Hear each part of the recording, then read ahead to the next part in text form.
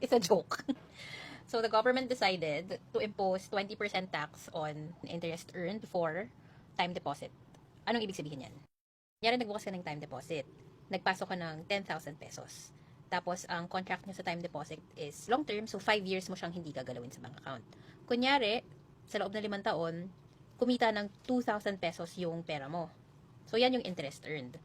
Dati, makukuha mo to ng buo after finance charges of the bank. Ngayon, papasok na yung gobyerno. Kukunin nila yung 20% ng earnings mo sa time deposit. So, imbes na 2,000 yung makukuha mo, ang mauwi mo, 1,600 na lang.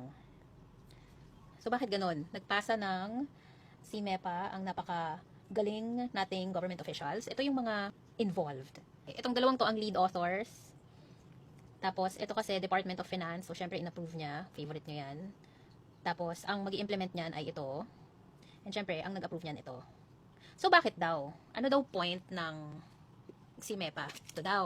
So, they wanted to simplify the taxes imposed on passive income. Simplify para kanino? Hindi ko sure. Baka para sa kanila. Fairness. Dapat daw fair across all passive income products. Tingnan natin mamaya. Fair ba? And syempre, yung pinaka-importante, kailangan nila mag-generate ng revenue. Kasi, di ba, mag-election na. Tingnan natin yung unang goal nila. Simplify. Ano-ano ba yung iba't ibang klase ng passive income? Ito yan. Interest sa short-term deposit, dati 20, ngayon 20. Okay. Interest sa long-term deposit, dati 0, ngayon 20%. Foreign exchange deposit, so kung may dollar account ka, or yen, dati 7.5, ngayon 20% na. Dividends, hindi gumalaw. Royalties, hindi rin gumalaw. Capital gains, hindi rin gumalaw. Capital gains sa real estate, hindi rin gumalaw. Sabihin ko yan, nagbenta ka ng bahay, hindi naman gumalaw. Prizes, kunyari, nanalo ko sa loto, hindi rin gumalaw. Is it simple for me as a taxpayer? I don't think so. No, it's not simple. Is it fair for me as a taxpayer? No. Why? It's not fair because Filipinos are just learning how to save. Filipinos are just discovering how to get passive income through entry-level products like time deposit. Walang laban yung mga Pilipino na hindi marunong sa bonds, sa stocks, sa trading. Parang, bakit mo kailangan ipantay yung buwis dito versus here? Eh, yung mga gumagawa nito, ay alam mong mayayaman na. Andito yung lower and middle class earners. So, how is that fair? So, to me, no, it's not fair.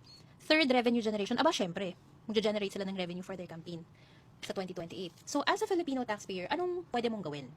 If your time deposit is opened before July 1, you're safe. It's okay. Hindi ito magagalaw. Huwag niyong galawin kasi hindi naman kayo affected. If you want to build passive income, you might need to explore a product called Pera. It's an investment product from the government, but it's run by private banks.